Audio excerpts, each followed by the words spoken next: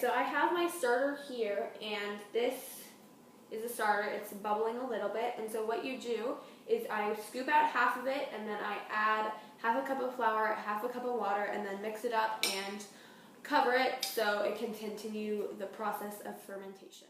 So here I am just adding half a cup of water and half a cup of flour and stirring that up and covering it. To make my sourdough bread, I mixed flour and water, which created a bunch of little colonies of microorganisms.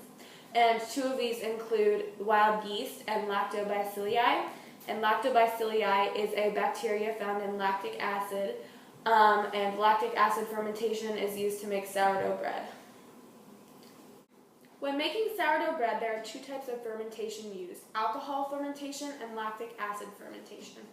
So to start off the whole process, we start with flour and water, and flour contains yeast and bacterial spores naturally, and then when combined with water, it makes a symbiotic culture.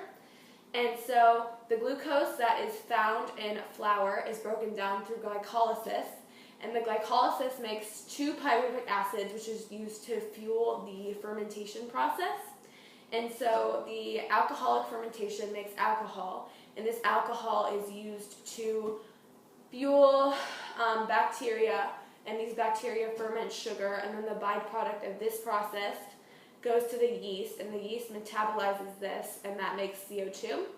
And then the lactic acid fermentation, it makes NAD+, which helps the whole process keep going, because NAD+ helps glycolysis continue to function.